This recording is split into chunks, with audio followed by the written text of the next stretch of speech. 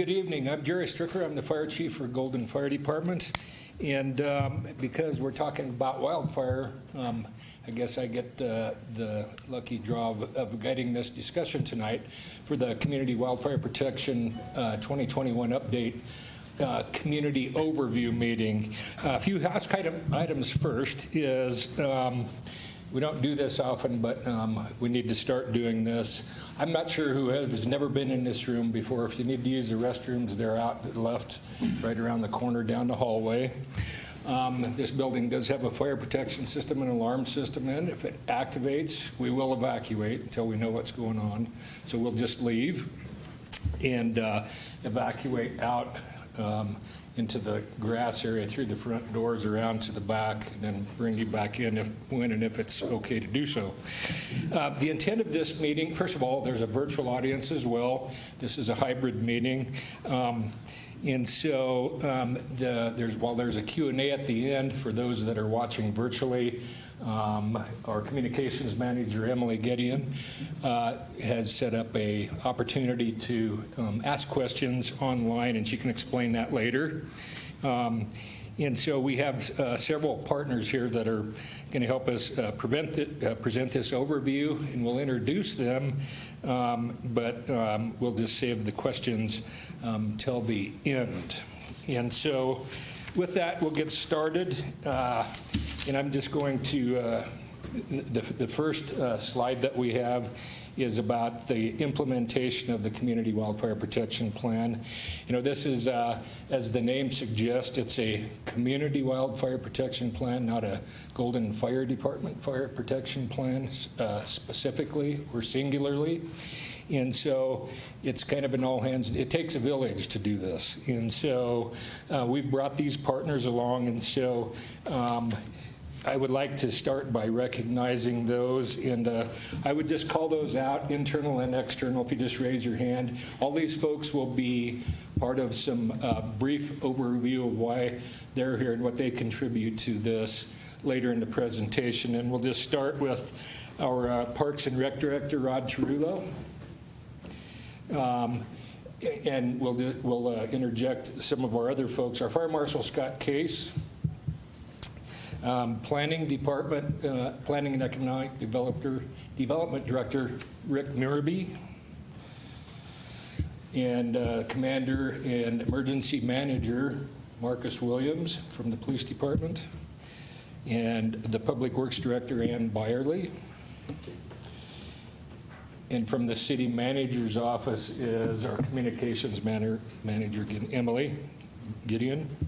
And our external partners, they're not all here, but we'll start with one of those that is probably one of the key partners, and that's Jefferson County Open Space and their director, Tom Hobie. And then one of the other ones that we have here, because they have a pretty new, or at least new to us, program for wildfire, and I think new to Excel relatively, is Daniel Trujillo. And he'll explain their program a little bit more in detail later. Then, of course, the Sheriff's Office of Emergency Management, not here, that are not present. The school district, Jeffco School District, CDOT, the American Red Cross, which is a big part of the evacuation piece, unification, sheltering, temporary sheltering. They're not here, but we are working with them in relationships. We're continuing those relationships with agreements. And then lastly, the Colorado State Forest Service, Emma Brokel, is here somewhere in the back. And she brought some handouts for us. And at the end in Q&As, may have a question. I'm just not sure.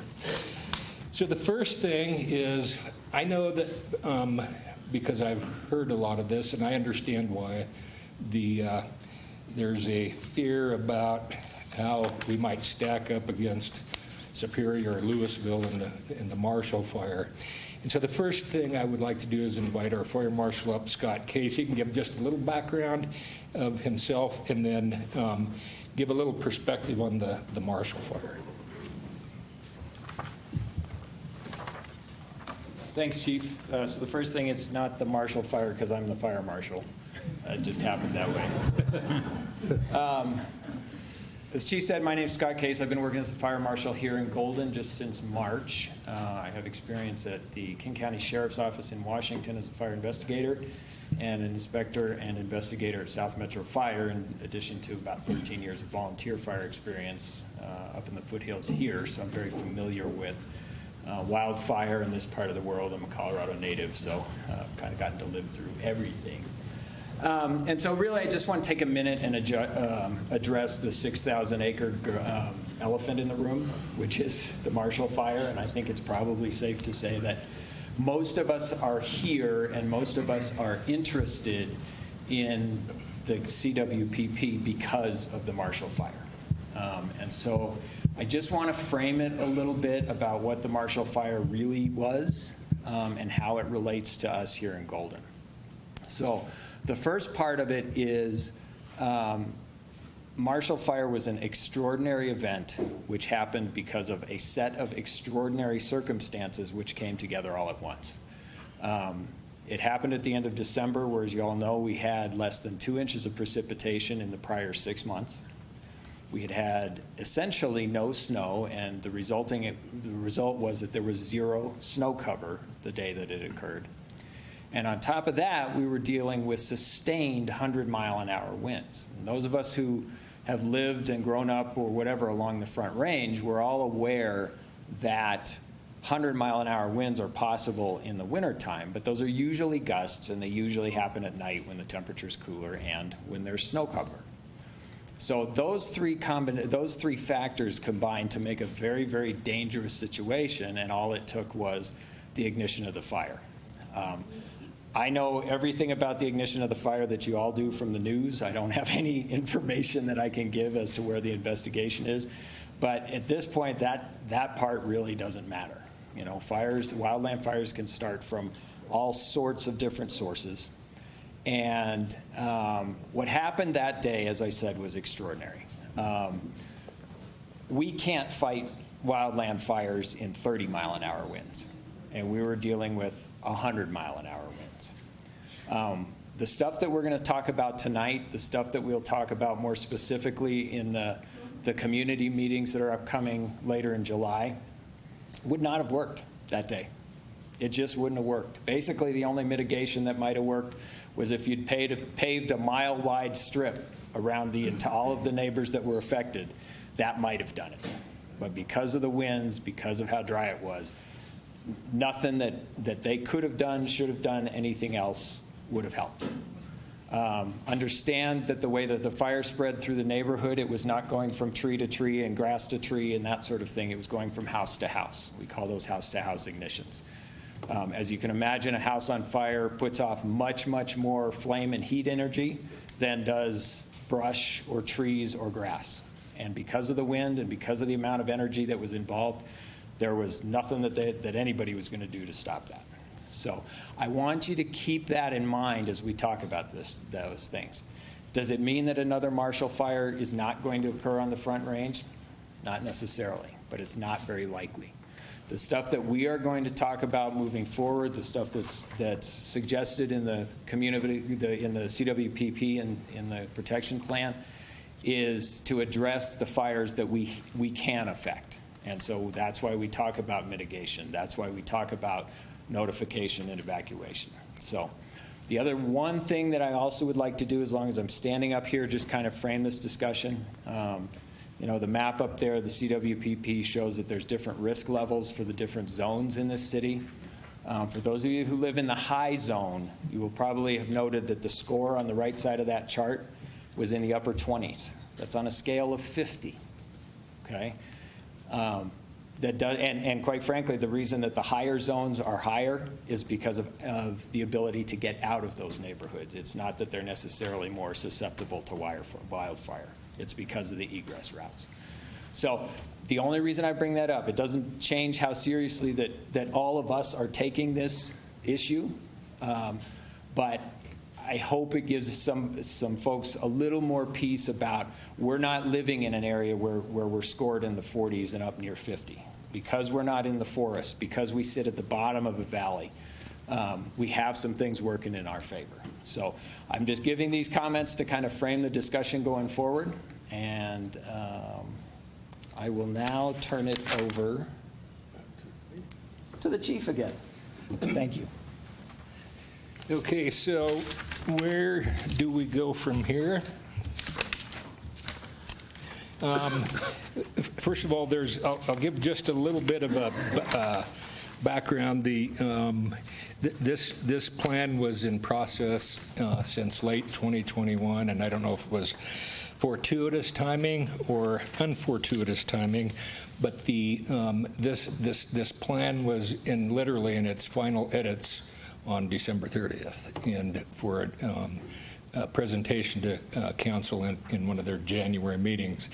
And this is an updated analysis of our original 2007 Community Wildfire Protection Plan, and I'll take its executive privilege to say that the person that drove it at the time, back in 2007, a section chief with the Division of Fire Prevention and Control, and one of your very dedicated volunteers with Golden Volunteer Fire Department, Rocco Snart, is in the back. At the time, he worked for the Jefferson County Sheriff's Office as the fire management officer for his paying job, and drove this plan along with every other district in Jefferson County in 2007 based on a grant, and it has very specific parameters. So that's where it was originally born. And again, this is an update of things that we've learned since then. And I consider early starting it probably started the next day after it was done.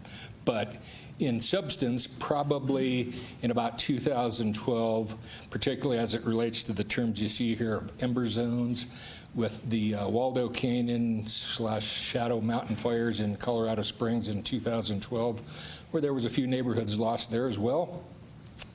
And then and then continued on with the things we learned all the way up to the Marshall fire. And so those things, again, the key points of those are ember zone, that we didn't know at the time real well, ember zone, and then the emphasis on notification and evacuation. So that's why we have the 3 tenets of this plan. So again, a very high level, our Community Wildfire Protection Plan that's on the City of Golden website, and because I will say it wrong, I'll just make sure Emily reminds everybody what that is it has 2 very basic recommendations, and that's to incorporate defensible space techniques and ignition-resistant construction in future developments, which is why people like our Planning and Economic Development Director are here, and our Public Works, and to fire harden existing structures to the greatest extent practical, which is why we're all here with you, who we need your help to take care of your property first. We'll give you the recommendations and the best assistance we can, but this is really a community effort. So those recommendations are outlined in the appendix of the plan that we have in Appendix A, which is a home ignition zone recommended practices. It's a very basics, the basis of the plan that are the things that you as citizens can help us do. And so one of the things that I'll try and get out of the way right now is when this first draft came out, there was a mention of and I'm glad that Emma's here from the Colorado State Forest Service, there was a mention of a 2020 Forest Service publication that was to be Appendix A. Well, we didn't have that, and it was due in May of 2021, expected to come out. We didn't have that to attach because we found, in fact, that through the Forest Service's work, and this is as I understand, Emma, is that this actually was meant to be this home ignition zone recommended practices, and not publication 2020-1. It was a work in progress, literally, as we were doing our plan. And so all of those things in your initial confusion, that's why, because everything was going parallel, and it just happened that way. So, our original 2007 plan, if I remember correctly, had probably 2, not more than 4, but probably 2 risk zones. That's one of the other things we dialed it. In this one, we learned how to dial it down, and you'll see maps around the wall that you can see later and on the screen, not as well, is in the 2021 update. We now have 10 hazard zones, and they're color-coded on there. And it was based off of a program called No Harm, a No Harm hazard rating. And our Lieutenant Staley, who came back from a call that is in the room, he'll kind of highlight that next. But basically what it did, as Scott alluded to, it's a 50-point rating with a relative risk rating from community to community against a set of parameters that you'll hear from Lieutenant Staley. But it just goes from low, moderate, high, and then there's an extreme. Notice we have no extremes, 3 highs, 5 moderates, and 2 lows. And then the other urban core is all of our community is in an ember zone, but the urban core is still part of the hazards in terms of an ember zone. So it's important, while you might not live in one of those communities, ember zones mean embers may come to your home in the city if you're in the urban core, and be problematic if you don't pay attention to the details. And so I think that is a very high level enough view, and I'll ask Lieutenant Staley to come and speak to. We wanted to do an example of we took, of course, the highest zone, the Golden Southwest, on the top of the list, and we wanted to show just an example of how this hazard rating, this No Harm 50, the guidance or the parameters that they use to evaluate in making those relative risks. And so I'd like, and then along with the recommendations for each of those zones, that's part of the plan. And I asked Lieutenant Staley if he would do this. Chief, I think Chief Beal is going to cover this section. I'm going to cover the operations once we go on scene. We can tag team this one. So, well, both of them, they'll tag team. And the reason I want them to do that is because Lieutenant Staley is going to be one of the people you see out if there is a problem, as a boot on the ground with the green pants, the yellow shirt, the red helmet, and goggles. And one of the things that I want to kind of have him maybe touch on a little bit is, on these things, it's just like a mass casualty incident with patients, except this substitute patients for your homes. And maybe some of the things that you do to harden your home on these recommendations will help us give us a very quick 5-second assessment of, can we save this home or not?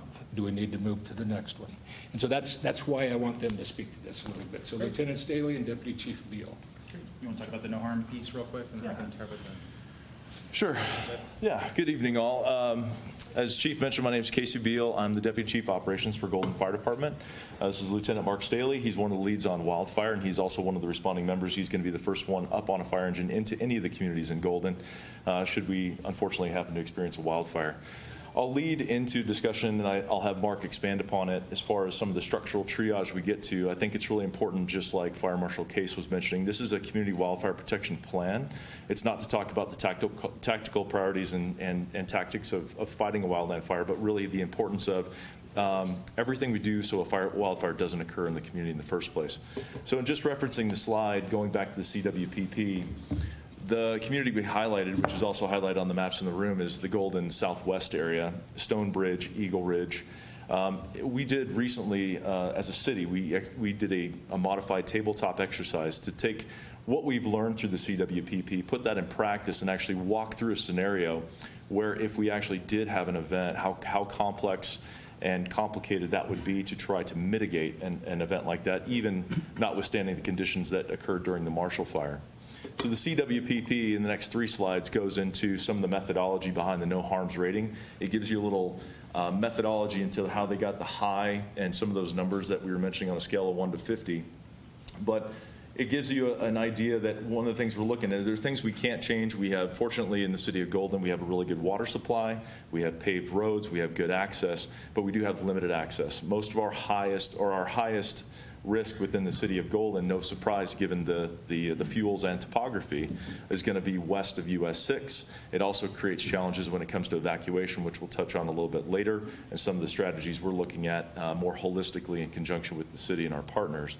But I'll turn it over to Lieutenant Staley just to talk about, if we're looking at homes, the work you do or do not do before we go into a situation where we actually have the threat of wildfire and active wildfire is going to determine which houses we feel are defensible and which ones we're going to commit resources, both equipment and staffing, to defend, and ones we're going to basically triage, just like we would with the mass casualty incident, and say we're not going to engage with that house because that house is overgrown, there hasn't been any type of care on that person's private property, and therefore it makes it very difficult for us to defend. We're going to move on to something that's more easily defensible and something that is going to put our people and our apparatus at risk. So I'll turn it over to Lieutenant Staley. He can expand upon that. We'll go through the next 2 slides talking about the recommendations, and then I'll close with our 3 key strategies before I turn it back over to Emily. Great, thanks, Chief. Yeah. So, like Chief mentioned, this plan covers everything up to the incident. If an incident does happen, we have 4 basic priorities as firefighters coming to respond. And the first is the life safety of our firefighters responding. We need to make sure that we can engage whatever kind of incident, whether it's a wildfire, a structure fire, or any other kind of incident we approach. We have to be able to approach it in a way that's safe for our firefighters to do so. The next priority for us is the life safety of the public out there. We want to make sure that we can protect you guys. The third on our priority list is incident stabilization, keeping the thing from getting any larger. And then fourth on our priority list is actually property conservation, your homes and other things of value out there. So we have to put those things in priority order for us to actually make any kind of triage of structures, any priorities of what we're going to do for tactics, but things that have opportunities for us to operate safely for our firefighters and put less risk on the public, allow us to get to that fourth priority of protecting property and stabilize the incident quicker. So the things you guys are doing on this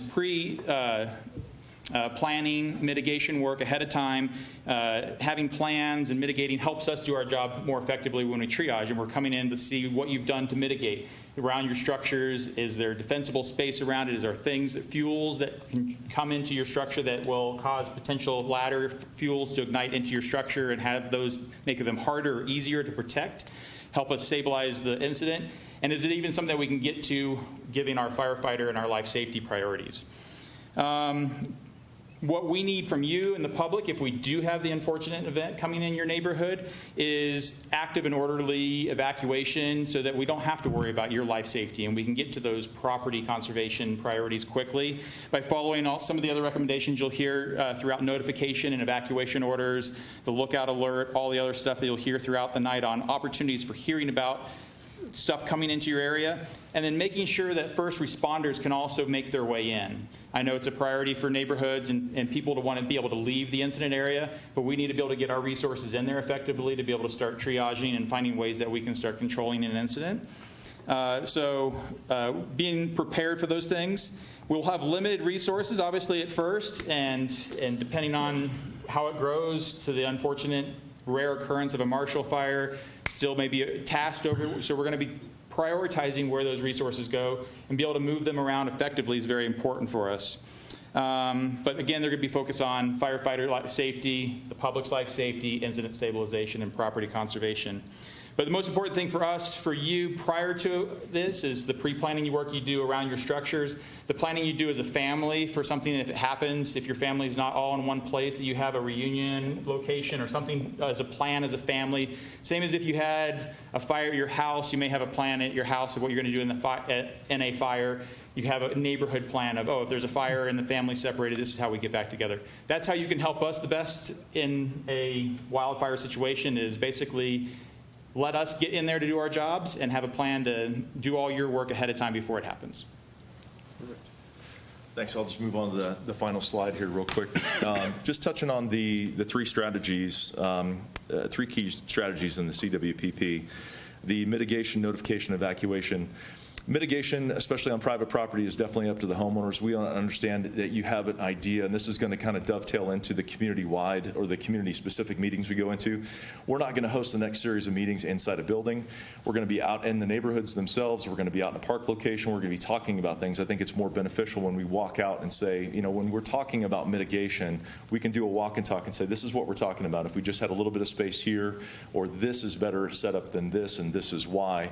Those next series of 5 meetings we'll have during July in the communities themselves, I think, will be really beneficial to understand exactly what we're talking about when it comes to mitigation.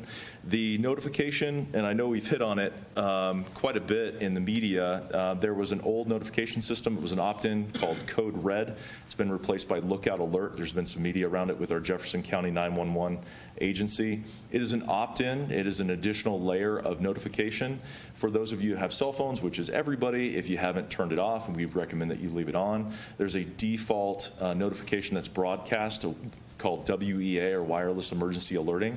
That also runs through Jefferson County 911. That's triggered by usually law enforcement, but in a situation like this, if we do have a wildfire to trigger an evacuation or even a pre-evacuation, the police officers and firefighters are going to get together at the command post, establish a unified command. That's going to be broadcast more broadly. We are trying to hit the right number of people in an evacuation, not trying to evacuate too many, but certainly not too few.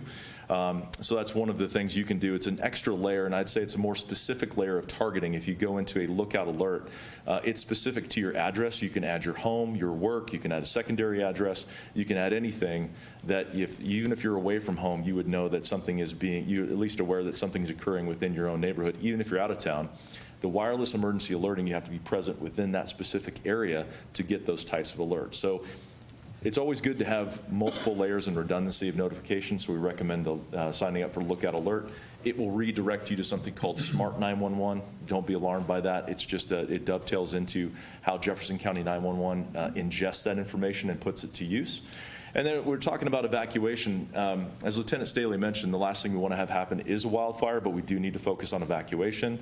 Through the tabletop exercise in conjunction with the police department, we've already talked about their limited resources, our limited resources. We're going to go to the fire. They're going to somewhat go to the fire for life safety just as we are. They're also going to start protecting and keeping people out of the area, establishing perimeters at certain areas on certain major thoroughfares so we don't get inundated with people who are wanting to come be spectators of that event. So we can also create those clear paths of egress out of those neighborhoods, especially where you do have limited ingress and egress in the southwest part of Golden. So those are the 3 key strategies. I'll wrap it up there just to make sure we save time for Q&A, because I'm sure there's going to be a lot of questions from the audience. And with that, thank you for your time, and I'll turn it back over to Emily.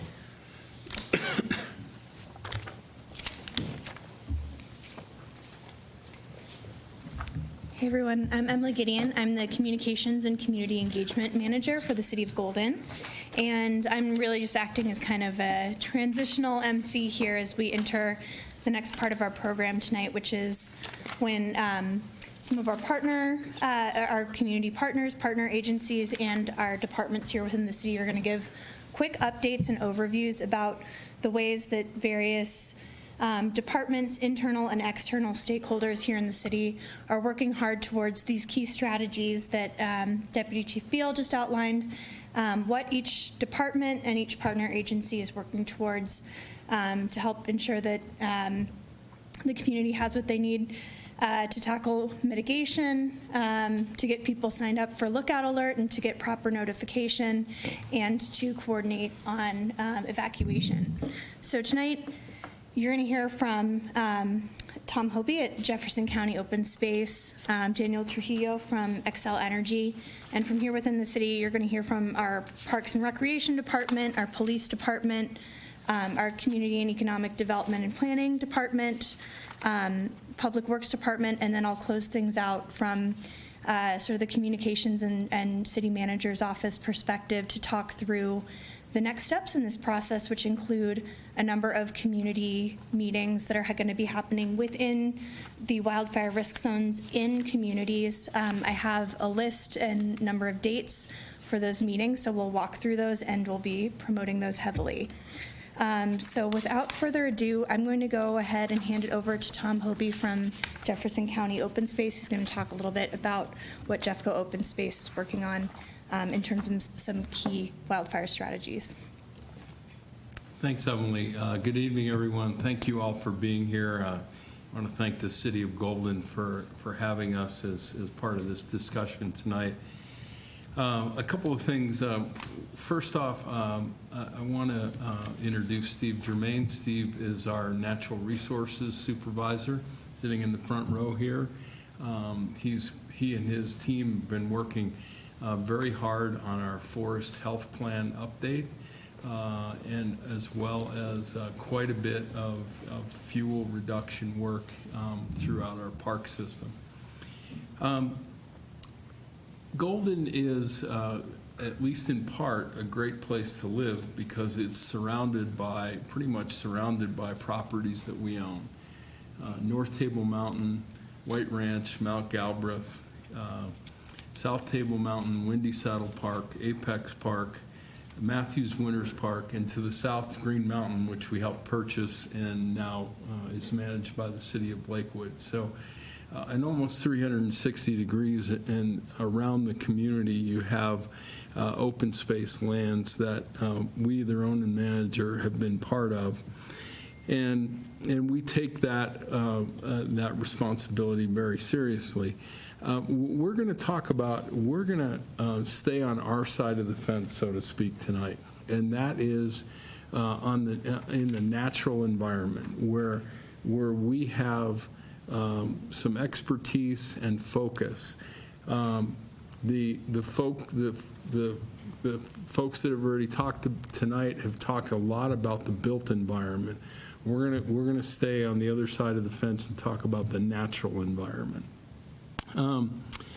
So let me just start by saying, first off, wildfire protection, wildfire mitigation from the risk and from the impacts of wildfire is very, very important to Jefferson County. You're going to see a map in a couple minutes here that shines the light on the issue. We have areas in the county that are at the top of the list in the state in terms of wildfire risk and close to the top of the list nationwide. We'll show you a map that shines the light on that in a little bit here. Commissioner Dalkemper chairs both the Jefferson County Wildfire Commission and the State Wildfire Commission. She has been very involved in this since she was elected several years ago and has really put a lot of energy into it. So we recently developed this Jeffco Wildfire Safe Strategy to try to bring all this together in a really easy to understand way. When you talk to folks in the community and the fire community and the emergency response community, there's a lot of terms out there and a lot of things that are sometimes difficult to understand. We really wanted to simplify this, and importantly, we wanted to use the fire triangle to illustrate this. So I'm going to talk a little bit about the fire triangle a little bit, but sometimes we skip over the really fundamental things. So what's it take to have fire? Heat, fuel, and oxygen. You don't have one of those things, you do not have fire. And that's an important piece here to think about. So this Jeffco Wildfire Safe countywide initiative, and 3 pillars in this, and that's protecting people and structures, reducing fuels, and biomass recycling. And that's a big deal in the mountainous areas. So this effort is really focused on, in the short term here, in the next couple of years, we want to be able to update all of our countywide strategic plans. We want to be able to do up to 750 acres, hopefully more, of forest fuel mitigation in some of those high-risk areas. And finally, we want to stand up 2 year-round biomass recycling centers. One of those will be here in Golden at what we call Tin Cup Ridge Park, where the soccer fields are at Rooney Road. We'll be developing a whole new Jeffco open space park there with trails and et cetera to accompany these other facilities. So could I have the next slide, please? So this is what that looks like a little bit. And some of the activities that are focused on this. This is about a $7.5 million effort, all funded through various forms of dollars from the Colorado Strategic Wildfire Action Plan, or Cwpp, the American Rescue Plan, or ARPA funds, through Jefferson County Open Space Funds, through the Jefferson Conservation District and local fire districts, and through the Colorado Department of Public Health and Environment, or CDPHE. So we brought together a variety of different funding sources to work on these three pillars. I could spend a lot of time on this. I think you get the concept, and I'm going to move along to the next slide. So I mentioned earlier that Steve and his team have been working on updating our forest health plan. So we have engaged a lot of partners in this, State Forest Service, the Ember Alliance nonprofit, and others, to help us use some pretty state-of-the-art GIS mapping technology. And it turns out that while we were looking at having this identify things that we could do on our properties for forest health, it's beneficial countywide. This mapping really shows us the conditions across the landscape. And this is the kind of boil it down map. And these areas that you see in dark red are basically in the conifer and evergreen area. Those are the areas I described with the highest risk for loss of structure and human life because they're in dense forest with lots of homes there, or homes located within the wildland-urban interface, or WUI as it's called. So this mapping, you can see where the severity is in the county. A lot of our efforts are focused in those areas. Doesn't mean we don't care about other parts of the county. We care deeply about other parts of the county. But this effort has really helped us shine the light on where we should be focusing our efforts, collaborating with local fire districts, the Jefferson Conservation District, and others. So next slide. I wanted to, actually, could you go back one slide? Next slide, please. Sorry. So in our forest health plan, our partners have helped us identify that countywide, on public and private lands throughout the county, it would take $500 million, $500 million of fuel mitigation work to reduce our risk by 44%. So when we think about fuel reduction or mitigation work, that's part of the answer. But I want to emphasize what's already been said by the Golden Fire folks, in that hardening and doing things in the built environment is a very, very important part, because we're not going to get there by just doing fuel reduction work. I just want to point out too, this is the fire triangle stuff, and we get a lot of questions about this in grassland areas. Lowest fuel content, grasses. Next highest fuel content, shrubs. Next highest, forest. Think about when you build a campfire. What are you going to start with? Some newspaper, some kindling. How long is that going to last? Not very long. When you get to the logs, that's going to burn for longer because those have more BTUs. There's more energy in that wood. So that's a concept that's really important, and this notion of climbing the ladder from grasslands to fences to maybe trees that you have planted at the edge of your yard, and God forbid that those reach any kind of structure or your home. So next slide, please. So there's a number of things that we've been hard at work on. I mentioned Jeffco Wildfire Safe. I mentioned our forest health plan. Several years ago, about 5 years ago, we implemented a system-wide, Jefferson County open space system-wide open fire ban. We only allow gas grills. Even at campsites, we do not allow open fires anymore. It's equivalent to a fire ban that the sheriff might implement from time to time. We're hiring a grassland ecologist to really help us with both the biodiversity of that system and restoration efforts.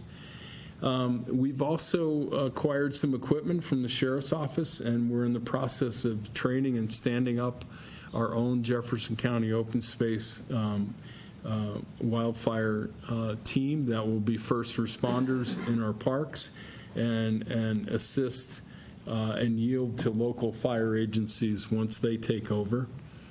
And then we have lots of efforts around treating invasive species like cheatgrass, and that's a big effort that we have at Matthews Winters Park. I've taken more than my 3 minutes, but a lot of information crammed in there. Happy to answer questions when we get to them.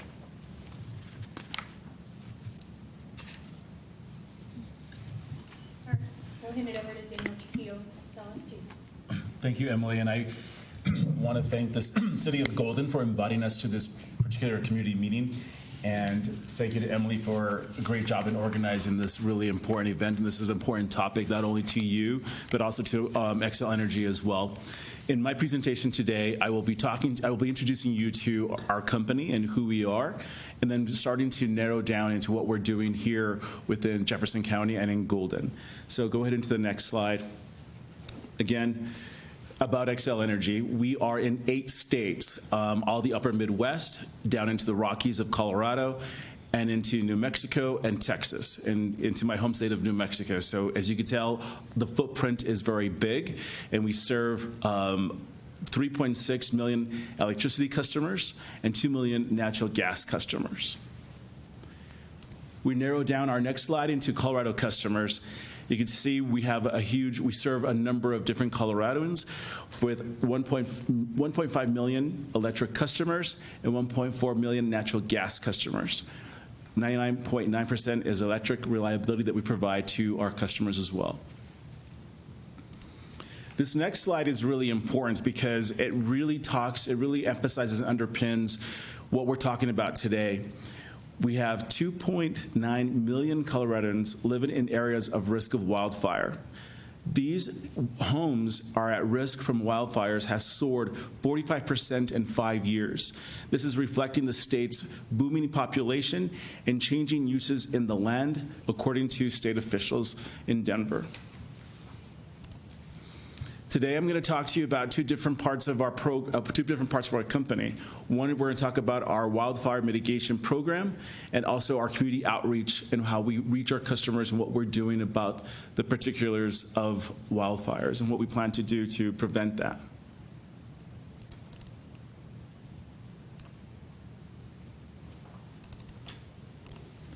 This next slide is another big overview of the state. The dark red areas are locations where we have high wildfire risk for our distribution assets.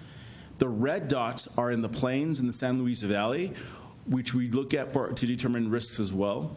The black dots are locations where we generally have high wildfire risk of our transmission areas and our assets.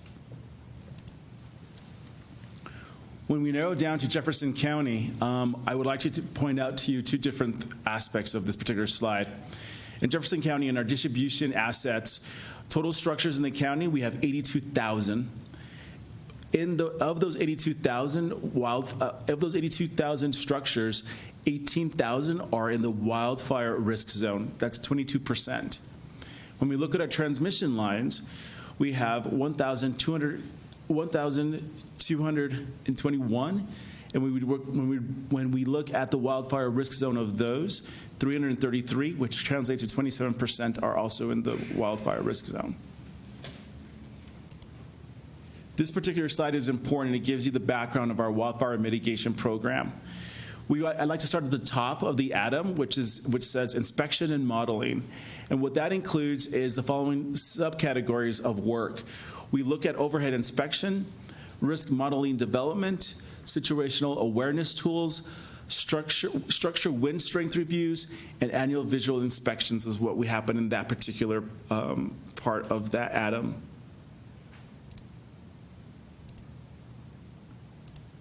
When we look at system hardening, that includes our repair and replacement programs, which include the following subcategories. We look at covered wire insulation, pole repair and replacements, equipment upgrades, and major line rebuilds for greater wind strength.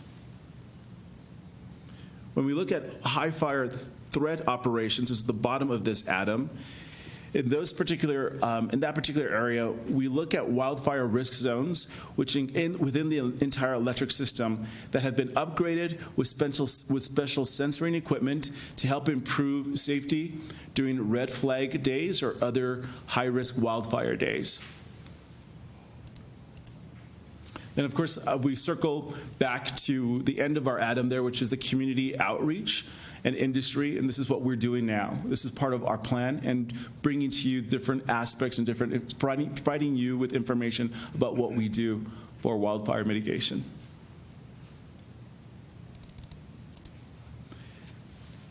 To highlight some of our programs, what I'd like to tell you about we review the overhead safety inspections. That's the first picture there, where we actually have drones go overhead to take a look not only that's overhead that we can't see from the eye when we do a drive-through. We do pole replacements on the right-hand side on the top. We also have major line rebuilds on the bottom with the helicopter that you see there in that right-hand picture. Then we also have defect corrections as well when we have any kind of lines or poles that need to be corrected because of corrosion.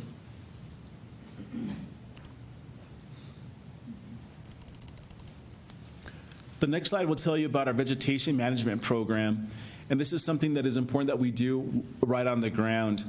What we do is we build defensible space around our poles. As you can take a look at that particular pole, we have a before and after picture. The before, you can see the high grasses and the different vegetation that can easily start a fire. What we go do is we clear out that vegetation at least 10 yards. So that's what that is with the before and after pictures. Next, we go to our drone inspections. This helps us out in terms of not only reviewing our lines from the ground when we have personnel drive through the lines, we also have drones that fly overhead that take a look at inspections from the insulator inspection or from decay on top of our cross arms.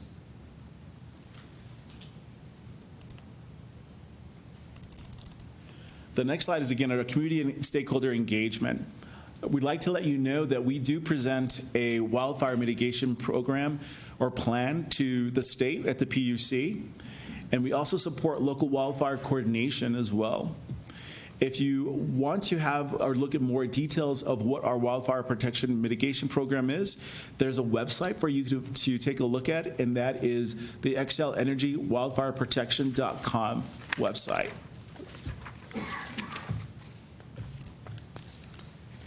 Then we have a hotline as well for you to call as well if you have any questions. There will be someone who will answer those questions for you once you call.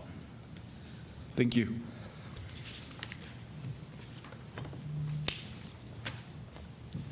We'll be turning it over to, I think it's going to be Parks that's going to take over the next slide.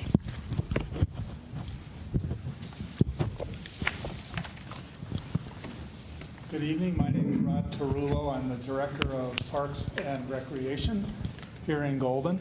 And I'd like to tell you just briefly about open space that's city-owned. As Mr. Hobie mentioned, Golden is surrounded by open space. But the amount that the city actually has ownership of is a very small percentage of that. We own just about 400 acres. And we've been actively involved with the fire department as they've gone through this update.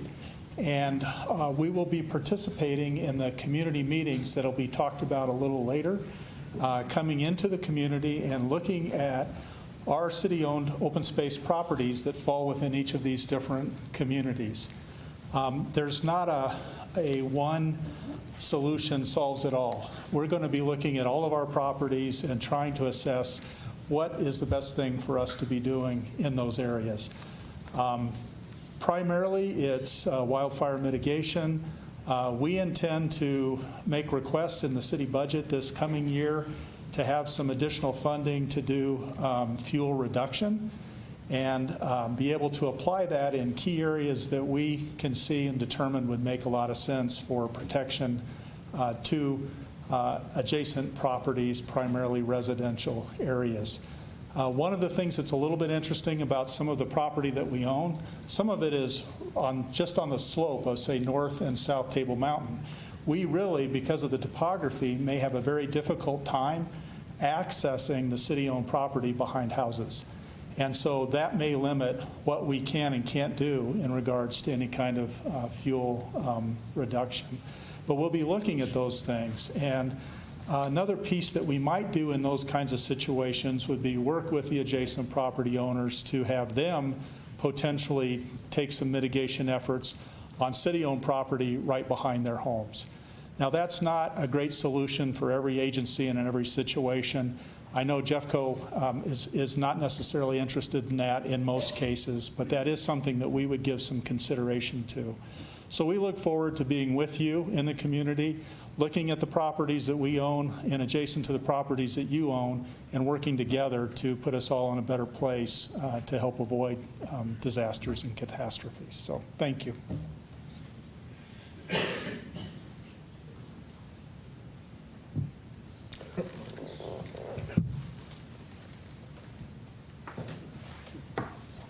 Stand up so everyone can see me. My name is Marcus Williams. I'm Operations Commander here at the Golden Police Department. That primarily means that I'm over patrol on my day-to-day functions with the police department. Along with that, I'm also the city's emergency manager. That means that I help or coordinate the city's response for any disastrous or emergency events. Along with that, I also work with our partners here in coordinating any type of servicing to the community. Right now, I'm specifically working with the American Red Cross to evaluate and collaborate and coordinate our servicing to the community for emergency sheltering and mass care in the event of an emergency. That is ongoing. And if anyone ever rode by the fire station just off of South Golden Road in Ulysses, you'll see a Red Cross trailer there that is there specifically for immediate response for disastrous events. Along with that, as far as if anyone had any questions, I don't have a slide or anything like that to share with you, but if anyone had any questions specifically for me throughout the year or any time, you can always reach out to me and I can try to answer those questions.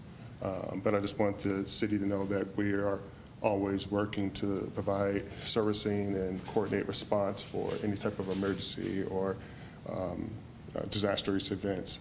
As mentioned earlier, we have participated in tabletops, and during those tabletops, the whole purpose is to identify deficiencies or things that we just might need to improve on and actually act on those items.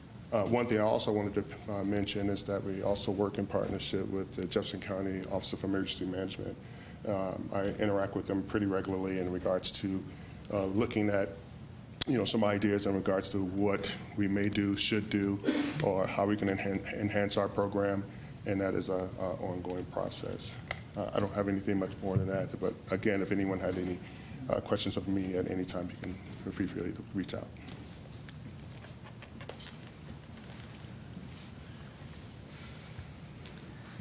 Hi, everyone. Thank you for coming.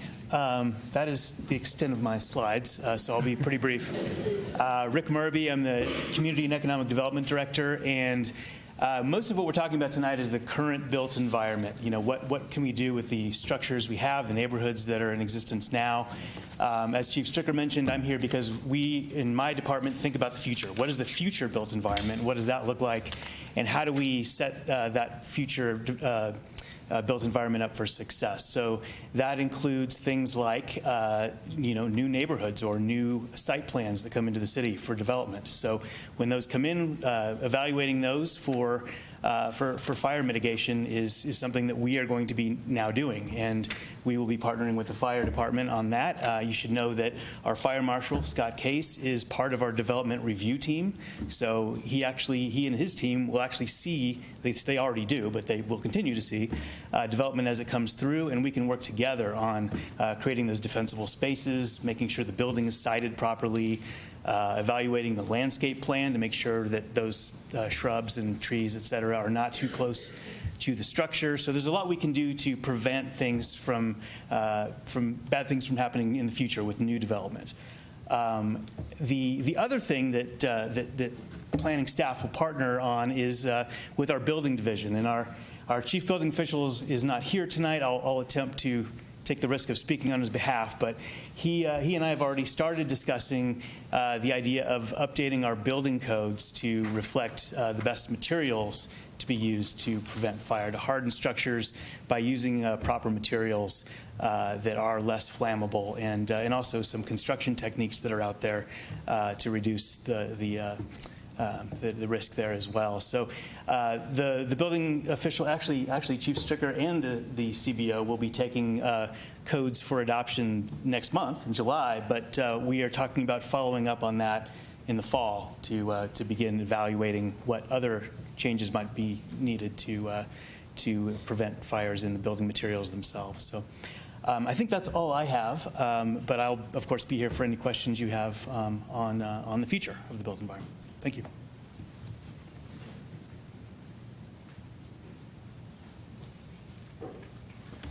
Good evening. I'm Ann Byerly with the Public Works Department. As we get to this point, I'm hoping you're starting to see that fire prevention and mitigation activities kind of permeate just at every level within the city. We all seem to have our own part to play, and we all have different elements of it. From the Public Works perspective, Rick mentioned that the building department makes the decisions about what the building code looks like and then implements them. Issues the building permits, does the inspections to make sure that they're built as expected. So that's a piece of the puzzle that will contribute to this. We also have a real interest in facilities hardening. We are the water supplier, and when there is a fire, it is from the distribution system that it will be fought. So we have an interest in hardening our infrastructure out in the distribution system, making sure that our tanks are protected, that built environment, the pump stations that are moving water around is protected, to make sure that we're doing what we can to make sure that water supply is available. We don't own as much property as Rod, who doesn't own as much property as Tom, but we do have responsibilities in drainage ways, and we are looking and participating as Rod is on whether or not we need to do fire mitigation, fuels reduction in those areas. And finally, we have a support role for all of this. Mapping and it comes out of the Public Works Department. So we're going to be working with our first responders to make sure that our evacuation options are well mapped and well understood. So we have tentacles in a lot of different places, but that's it.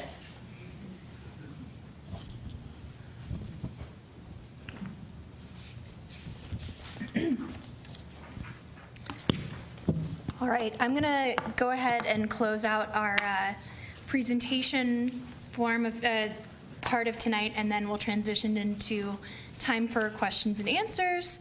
But I did have a couple important community updates that I wanted to share, some resources. Again, I'm Emily Gideon. I'm the Communications and Community Engagement Manager for the city. So I wanted to talk through a couple items here that I think will be really relevant, both for you as sort of a homeowner or someone in the community that's working on mitigation, and as a concerned community member who wants to stay engaged as we continue to implement the Community Wildfire Protection Plan. So first of all, as we've been talking about one of the most important takeaways we'd love for everyone to, come out of the room with tonight is that you are our partner in this work, and the mitigation efforts, that we're doing around the city. We have to do it hand in hand with you. And it's going to be so important to be partners in that. But of course, mitigation efforts at times are costly. And so there is a new bill that was passed by the Colorado legislature this year that I do want to underscore, HB 1007, which created a state income tax credit available to landowners in an amount equal to 25% of up to $2,500 in costs for wildfire mitigation measures. The maximum total credit you can get in a taxable year is $625. So there is some money available through a state income tax credit to do some mitigation work. So we'll post some more resources about that, but that is newly available through the state of Colorado. We're going to have continued engagement. We set up a Guiding Golden page for the Community Wildfire Protection Plan efforts. You can find it at guidinggolden.com/CWPP. And we have the plan, which you can read through, the full plan there. We're also going to upload some of the slides from tonight. I know some of them are a little difficult to read up on the screen, so we'll have slides from this evening. We'll have continued resources, and we're also going to be posting the schedule for community meetings. We'll, update any videos. It's just going to be a great resource spot for wildfire work in the city of Golden. I will also mention there's a couple of handouts that we put over on that side panel, and we'll include those on Guiding Golden. But one is a really helpful takeaway from our partners at Jeffco Sheriff's Office about how you can be prepared, some basic mitigation instructions, ways that you can sign up for Lookout Alert. I want to be sure everyone that leaves this room tonight is signed up for Lookout Alert. So we do have some QR codes, some ways that you can easily get signed up. And I also have a resource there that FEMA put together. It's mitigation tips for homeowners. So all of those are takeaways from tonight, and we'll have them online available as well. Big news for tonight is that we have solidified a list of community meetings to happen in late July. So you're going to be seeing our deputy fire chief, our fire marshal Scott Case, folks from the fire department, Parks and Rec department, and other departments within your communities. We're going to set up meetings in parks so we can really focus in on your neighborhood and talk through mitigation efforts, any questions that folks have. So, especially before we go into the Q&A portion of tonight, I'd really encourage you to focus on those community meetings as spaces where you can really get into the weeds, so to speak, about mitigation efforts in your community. So, again, I know the typeface is small here, but I promise these will all be online. These will all be on our community calendar. And we're going to be doing heavy promotion around town about this, so this is not the last. You don't have to write everything down furiously here. But the first community meeting we grouped some of the wildfire risk zones together by geography and by risk category as well. So these meetings are going to happen on Thursday evenings and Saturday mornings. We tried to schedule them during times outside of the hottest point of the day. We'll have, water available and all of that, but they will be in our city parks. The first meeting will cover the Golden Southwest wildfire risk zones. That includes Stonebridge, those neighborhoods, Rooney Road and Red Rocks. That'll take place on Thursday, July 14th in the evening at Heritage Dells Park. The next meeting will focus on Beverly Heights, and that will happen at Beverly Heights Park on Saturday, July 16th, 9 a.m. The following meeting will take place at Golden Terrace, and that'll take place on Thursday, July 21st in the evening at 6:30 p.m. Followed up by a meeting with South Table Mountain, the core downtown urban area, as well as Table Mountain Parkway. That meeting will take place on the morning of July 23rd, and it'll be at DeLong Park. And the final meeting will cover North Table Mountain, Golden North, the Village at Mountain Ridge, and the Junction Canyon Point neighborhood. And that will take place on Thursday, July 28th from 6:30 p.m. to 8 p.m. at White Ash Mine Park. So again, these will all be posted online. We'll be promoting it heavily. And those are going to be opportunities for you to meet with your neighbors, with the fire department, and with a couple folks from the city to talk more specifically about your neighborhood and efforts going on in your community. So it'll be a good chance to get together with your neighbors, get together with the city, and talk a little bit more about wildfires. So we now are almost 5 past the hour, so we have time for about 15 or, oh, Chief, did you have any? Yes, I'd like to just take the opportunity to mention that Emma Brockle from the Colorado State Forest Service brought some handouts, should you have missed those when you first came in. And I guess I'd ask Emma, would you like to say a couple words, or are you good?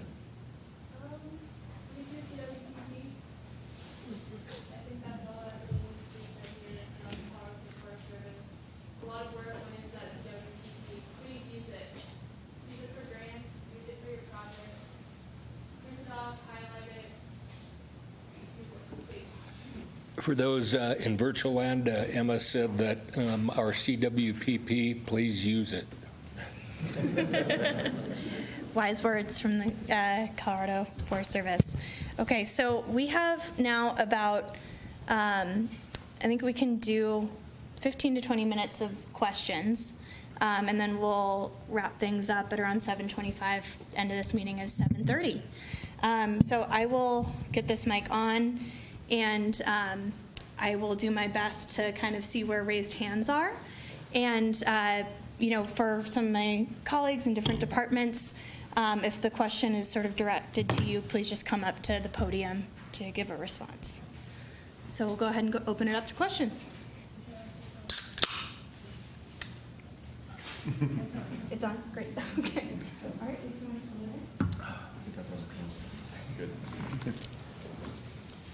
Thank you. I'm David Trudell. I'm the president, of the board of Stonebridge. So we're right in one of the highest risk areas. So we've been doing quite a bit of work on talking about fire mitigation. And we, as you would expect in the neighborhoods, have some differences of opinions. And so I'd like a couple quick thoughts. One of the thoughts is we've been trying to work strongly with the CWPP. Some of the neighbors believe that we should only be looking at Appendix A, which is really the Colorado Forest Service talking about zones 1, 2, and 3.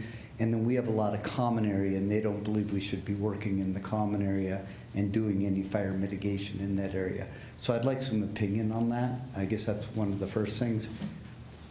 Would you, and I just have a couple other quick things. You want me to finish? I'll do that one first, and okay. I won't Thank have to you, ask Chief what the second and the third one were. So, yes, I've been part of these conversations with the open space. I used to live in Stonebridge, so I'm familiar with the private open space. And the question is in the forest, Colorado State Forest Service hazard ignition zones. There's the 5-foot, 30-foot, 100 feet from the structure. In our wildfire protection plan developed by Anchor Point, our contractor, who also did the neighboring West Metro, one to your south, they have a recommendation for defensible spaces, not hardening spaces, for in certain cases where it makes sense and it's appropriate. We don't know those till we go look in detail, to do some potential mitigation measures either 50 to 100 feet beyond the property line as a defensible space from the interface and not necessarily the hardening of the properties.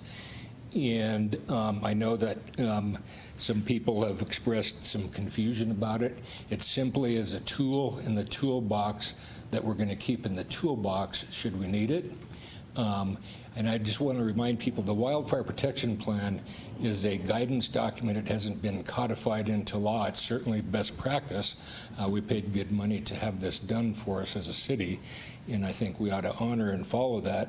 And that doesn't mean we have to use every single piece, but in there it says where appropriate.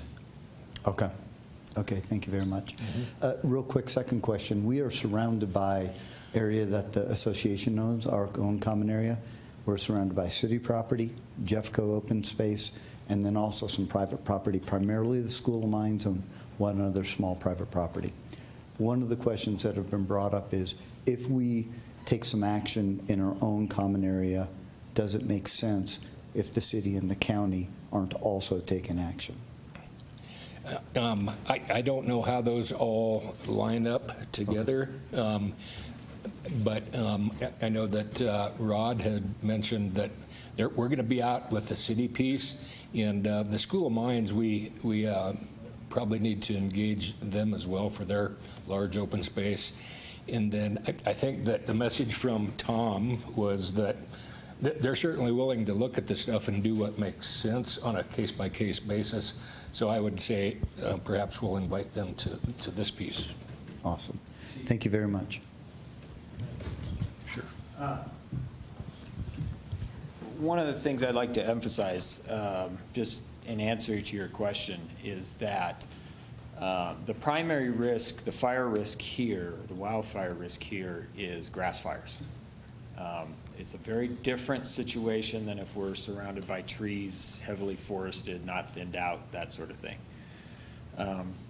Tom talked about it a little while ago, but if you think about it, you're setting your campfire or starting a fire in your fireplace, you get the light fuels, so grass, twigs, newspaper, whatever. And they burn hot and they burn fast. And that's what we're talking about in our area. By and large, we're talking about grass fires. They're scary, they move fast, but they don't carry a lot of heat. You can't keep yourself warm in a, around your campfire in your fireplace using a fire full of dead grass, okay? So that's our primary risk here. And most of the experts will say, and Jeffco and Tom will back me on this, that mowing vast areas of grass down is counterproductive. For one, it doesn't do anything for the fuel. All that does is reduces the height of the fuel. The dead fuel is still there, and it invites pests. It invites, potentially affects erosion. Yeah.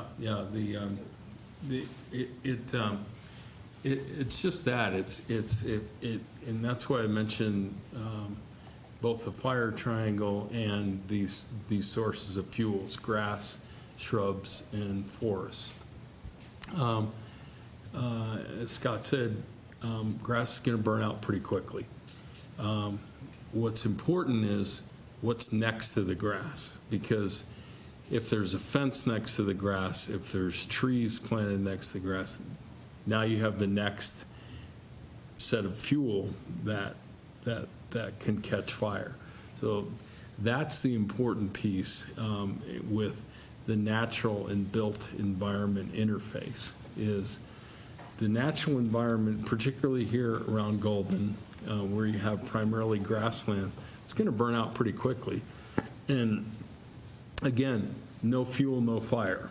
But if you have a fuel source next to that, that's the challenge. And if you mow native grasses, first of all, you're probably going to mow them with a mower that mows too low, and you're going to cut the reproductive part of that plant off. So what you're going to have there is something that's going to invite weeds, invasive species, critters that you may not like, which ultimately could create barren ground, which is going to create dust and other issues. This notion of cutting grasses also, when that grass is not mowed, it's alive. And you all notice this when we get the monsoon in the summer, it all of a sudden greens up a little bit. That's because it's alive.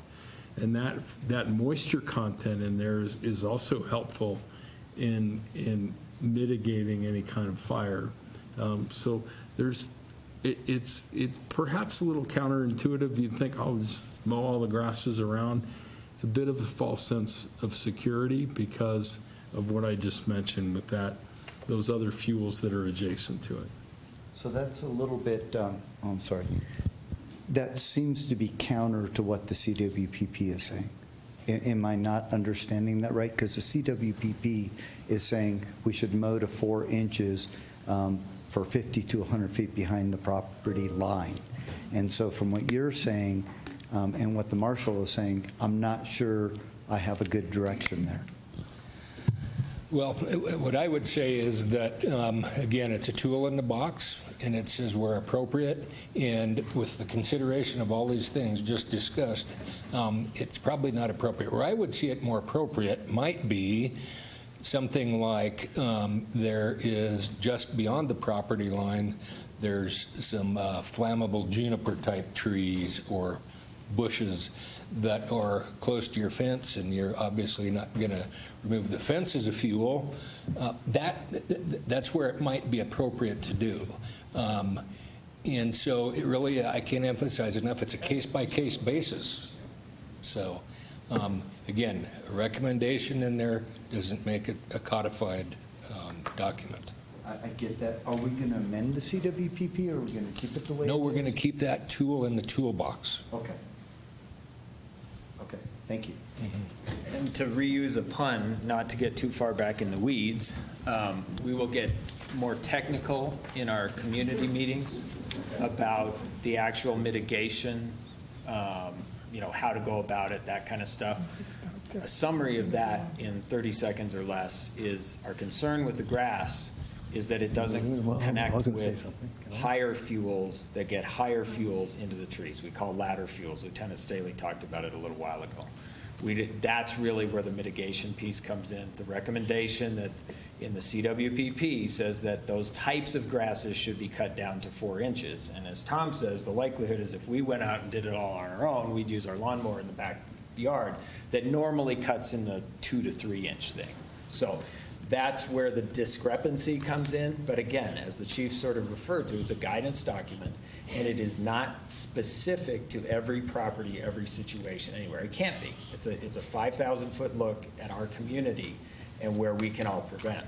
And the honest-to-God truth is that each of us as individuals have the responsibility to take care of our own properties first, and then as we work with some of our partners. As Tom said, They are looking at $500 million to improve the fire safety on just open space lands, 44%.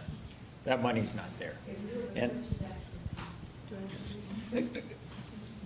just talk. Yeah, go ahead. I'd like to just finish off that answer to David, is that to kind of expand on that flammable juniper type tree, evergreen, whatever it is. Mitigation might be we want the grass to stay, we want the fence to stay, we want the trees to stay. It might be such that we'll trim the tree up to gap that ladder. So that's why we're keeping it as a tool in the box. Hi, I'm Ann Norton. I also live in the Southwest area. This was really informative and helpful. One of the key points that I think you made was that really, I think, addressed some of our questions is that our rating is based mostly on the evacuation route issue.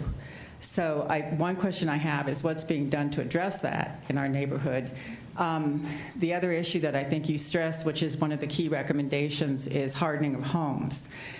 This is a really difficult issue because I think for a lot of people, it's a new issue.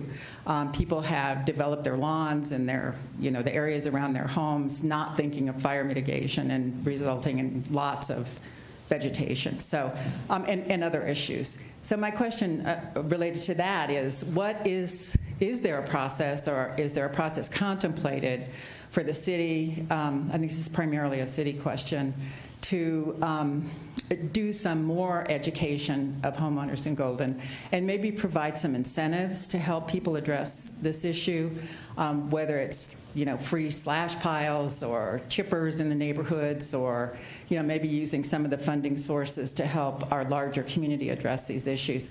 I think this issue about hardening of homes being the primary focus gets kind of lost in the CWPP. But what I think I heard you say tonight, and based on the recommendations, I think the hardening of the homes is the key to all of this. So again, my question is there going to be a process for Golden, the city of Golden, and maybe the other partners to help us as a community address this issue? Thank you. Well, I would follow up to say that, yes, you're correct. I would say that the hardening of the structures is not lost in the CWPP. It's one of the two basic tenets of the thing, recommendations. And when we started inviting people, we talked about everything from the mitigation to the notification to the response. And I'm not going to speak for those people, but some of the things that I had envisioned, in fact, I've talked to other people about this, I think, and in Public Works, and maybe Rod, is we are having conversations about, could there be more than one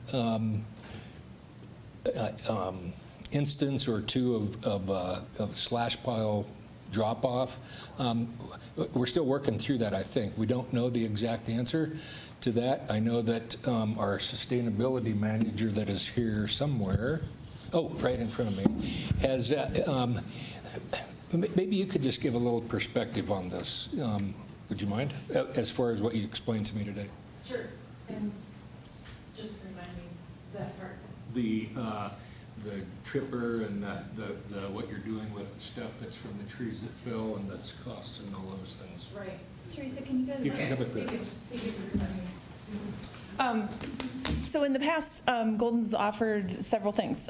Last fall, we started curbside compost collection. So if you're in the city program, you're getting twice a week curbside yard waste pickup. That can help you kind of shuffle that material throughout the entire year, even though it's a small amount. That program also does the spring and the fall yard waste pickup, bigger amounts curbside that the hauler will pick up. We've also got the weekend things that the county is doing. You're welcome to take your materials to those mobile county sites on the weekends that I think goes through September. And then we do the tree and limb drop off once in a while, mostly after major events. We've done that during Pride Days, but that's not necessarily a regular thing. In the past, those events have cost us a pretty reasonable amount. This past one was over $18,000 to clean up from that storm, and we're facing a $50,000 bill to get rid of that material.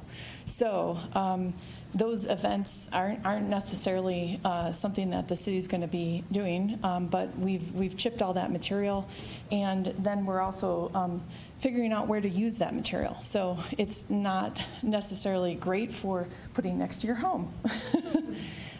So we want to compost it. We want to, make sure that that material gets to a processing facility that makes it better as a soil amendment, not necessarily to create more kindling for wildfire mitigation. So our encouragement from a sustainability perspective is to utilize the city's waste and recycling program, kind of meet out all of that material in your curbside compost year-round, and take advantage of what the city's offering a couple of times a year, the curbside things, and what Jeffco's offering. So I just have a follow-up, and I don't know if this makes sense, but I would suggest that we can. Oh, you can't hear me? Usually people tell me to talk softer. Maybe on Guiding Golden, if we could ask or survey the community about suggestions that they might have about what kind of resources or help would assist them in hardening their homes and their yards. I think that could be really helpful. Thank you. I think we have time probably for 2 more questions overall. Yeah, I'm Jonathan Storr, and I also live in Stonebridge at 616 Golden Eagle Circle. So everybody came here because we're very interested. What do you want from us? Do you want, this is great for awareness, consciousness raising, but what about new regulations? What about some more resources? Some tax money going to the fire department and buy new brush fire mitigation equipment or hoses or something? I mean, what is it that we can do? So it starts with individual property owners, frankly. Our next step, the community's next step, are the 5 meetings that Emily talked about, where we will be able to interact with the different neighborhoods or the different zones in the city and be more specific about those zones and what kind of mitigation will work, what kind of things that individuals can do. Honestly, anything we do at the city level, the county level, it's always limited by funding. And this is a issue that's very much on the minds of the city council, as it is on the fire department. Buying new fire trucks is probably not the best way to address it. The fact of the matter is that there isn't a fire department on the Front Range that is prepared to deal with a potential wildfire, a large wildfire in their district. We are reliant on our partners, on our neighbors, other departments. So just as that is an example, it's probably not a great place for us to spend money. We've got good equipment, we've got tons of volunteers. We're actually probably better off in this city because we have a large pool of volunteers that we can pull from should the big one happen. So, we're looking at it from, as a homeowner, the request is look at it as, what can I do around my house? How do I keep my house safe? Then it's reach out to your neighbors, left, right, behind, across the street, whatever. How can we collectively make several houses? And then, as you guys have done, work at the homeowners association level. Okay, we as the city, as our partners, we are trying to find creative ways to work to integrate all of this, and that's really what the CWPP is about. But find the funding to do things like more collection, potentially more mitigation, more community outreach, and that sort of thing. There's no magic bullet to fix this, folks. It's a big problem, or potentially a big problem, and the solution is really having everybody involved. Does that answer your question?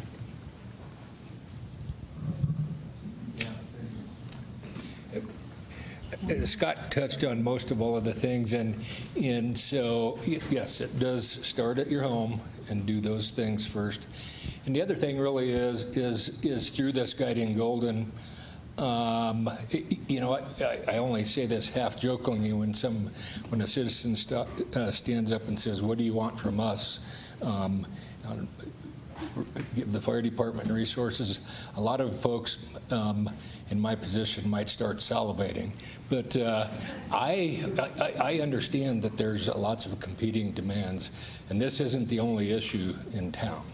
And so we need to do, if I might, we need to get what's all on your minds to the Guiding Golden to continue the discussions with our council, who are your representatives, to what level do you want the things you can't do? What level might you think is appropriate to that? So we're kind of doing a dueling question back and forth almost. And so, so what we want to do, if I could steal a phrase from former councilor Jim Dale, we want to make sure the juice is worth the squeeze. So, Chief, I have something else to add as well. Go ahead. Go ahead. It was a great question for you to ask. What do you want us to do? All of you are thought leaders here. You're interested in this topic. And let me tell you from our perspective from Excel Energy, we've received some feedback from customers that was really surprising to us. We've had customers tell us, why are you replacing this pole? It's ugly. It's tall. It's taller than the other one. The other one doesn't seem like there's a comparison between the two. And what we're doing is we're making an effort to keep your community safe. Yet we have customers and your neighbors who are saying, this is not good. This is not good for my property. They're unhappy with what we're doing to protect your community. As thought leaders, we'd also like for you to have conversations with your neighbors and say, come on, they're doing their best to protect your property. we're replacing poles to make your community safer and to protect it. Yet we're still receiving that feedback that this is not good for the community. So when I hear that question, what can we do? Have conversations with your neighbors and say that you're in a wildfire risk area, and they're doing their best to keep you safe. I just wanted to add a couple of things from our perspective, and first off, we own or manage or have interest in about 60,000 acres of land around the county. We have lots and lots of neighbors, and we talk to them on a regular basis, and we're happy to do that. I'm guessing that some of you in the room and on virtually are adjacent to our properties, where Steve and his team on a pretty regular basis visit with adjacent property owners, and we're happy to do that and talk to you about your situation, your concerns, what you might be able to do to make your situation safer. Again, we're gonna stay on our side of the fence because that's our interest in our area of expertise in the natural environment. But we can certainly do that. Secondly, is that we find that the community and our park visitors are a tremendous set of eyes and ears. Any number of occurrences that happen on our properties, Jeffco non-emergency number is going to get called, and we're going to get that call through one of our rangers to be able to respond, whatever that might be. All of our rangers are on the same network that fire rescue's on, that police are on, so we're hearing what they're hearing. We're getting dispatched to those locations. You are a tremendous resource and set of eyes and ears to prevent things and to help us respond to things. I'll keep this brief, but you haven't mentioned fire trucks, so that I figured that fell under operations. We're certainly, despite what the fire marshal may tell you, we're not against new fire apparatus, so I caught some eyes from the back of the room. We do have a plan in place to replace our equipment, which is in very good shape, by the way. It should be noted, too, that council has recently taken steps to add additional full-time firefighters. We're in the final phase of hiring 4 full-time firefighters for staffing another crew member at Station 21. We do have a very large pool of volunteers, and they do excellent work. Some of them are in the back tonight. The next phase of that staffing is to provide some more consistency. We talked about the highest risk area.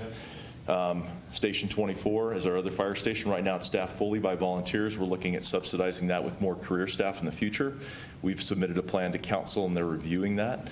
So we have a good working relationship with council, with the city manager's office. I think, speaking of tools in the toolbox, we're looking at everything. What we want from you tonight is what we're getting is through the engagement, the questions, allowing us to educate, and I think it's going to continue at the community-wide meetings. We want you to ask these questions. It only helps us better inform council and the city manager's office, who all represent you, but I didn't want that opportunity to pass talking about the staffing, because tonight is all about prevention and protection. We do want to have, obviously, a talk, and we will when we're out in the communities, about the aspect of if something were to occur, what our capabilities are, our mutual and automatic aid agreements. We'll talk a little bit about that resilience of response, but we didn't want that to be the focus of tonight, and I didn't want to let the opportunity slip to say yes to fire trucks, if that's okay, and commend the city on also looking at stabilizing the staffing in this triple dynamic environment of staffing, unit availability, and incidents within the community. So just want to finish with that. We'll do one last question and then we'll wrap up. This is on. Hi, I'm Joyce Jennings, and I live in the high-risk southwest area, Heritage Dells. I have kind of 2 questions. One is that it was based on kind of egress issues, and there's a number of us that are elderly in our neighborhood, and so one of the concerns I have is if we had to evacuate, how do we work together? We also have a disabled child down the street, and a number of issues. So that's one thing I just want to put on the table, is how do we as a community then kind of develop a way to get people out. Now, I don't want to focus on that we have a catastrophe and we have to do this, but I'd like to be prepared. And then for the commander who said he was working with the American Red Cross on, where you would go if we had to leave the community. And I never even thought about that. And so I was like, yeah, I would like to know where I would be going if that were to happen. So I wondered if that would be like posted on Guiding Golden or whatever when you have these plans developed. Thank you. So I would say that, yes, as we develop these, so Deputy Chief Beal alluded to that we had the modified tabletop exercise, and we invited a lot of internal partners, and I think that there was some people that kind of have a better understanding that may have not thought about some of those things before. And so what I would say is that plan of development is in process. I'll give you an example if I can speak for Rod, perhaps. But you can say no if that's okay, or if it's not okay, if the information's not okay. So one of the things that's recommended in the plan, as you see, is in your area is to consider an evacuation route out through Burgess Avenue and down the path to Apex, towards Apex Park. That's one recommendation. We, based on things that we have heard from the Marshall Fire, is we may want to look at perhaps being comfortable with establishing a route down the path out to Highway 6 on Kinney Run Trail, if it's a last ditch effort. And so that's kind of focusing on the worst case scenario, but that's all part of the thing. We'll plan for the worst, and everything that happens less is all gravy. So I hope that answers that question. Okay. And go ahead. Just to speak a little bit more about the Red Cross sheltering, emergency sheltering, those things are situational, of course. It really comes down to time of day and access to certain areas. But what we're doing in that collaboration piece is just identify those areas and develop partnership with those locations to have those as access points for specific type of disasters or emergency type of evacuations. So that is also being developed. We've identified some things in our tabletop, like helping with evacuations with buses from Jefferson County, RTD, even some immediate evacuations from police if need be. But all of those things would be, again, situational, and those decisions are usually made right at the incident command level and when assessing whatever that need is. I guess I'd like to give you a sense that this stuff is not all new to us in the last day, month, week, year. You know, when the Golden High School was rebuilt back in 2008-ish, one of the things that happened, I happen to know that they were on our, they have a agreement with Red Cross that they're a place to shelter if we need it, an emergency shelter. And so when I was reviewing the plans for the new high school, I required them kind of a little outside of the scope of the code to put in smoke detection in the gyms. You don't normally do that in a building that has sprinklers in it in a gym where everybody in there is completely, usually wide awake, yelling, screaming, cheering, running, doing whatever they do. So they said, why are you trying to buck the system? I said, well, because I know that this is going to be a shelter and there might be lots of people sleeping in there, and I'd like to have smoke detection in there. So it's not, my point is we've started, these are little steps at a time.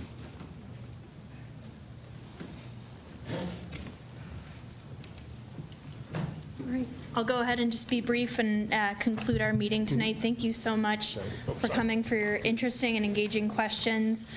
For folks who have been viewing online and for everyone here in this room, like I mentioned, we have a Guiding Golden page open. That's guidinggolden.com/CWPP, where we're going to have all of these resources up, including this list of meetings, further plans and resources as we're continuing to develop them.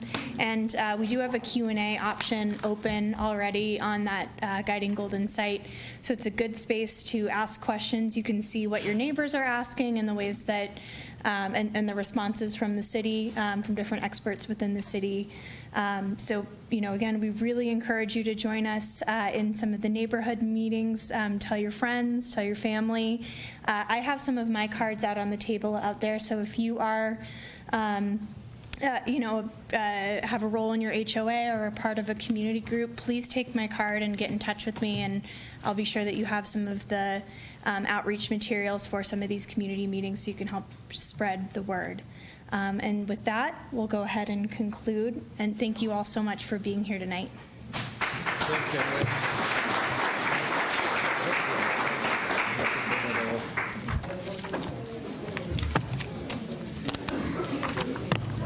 Nice to meet you, Daniel. Likewise.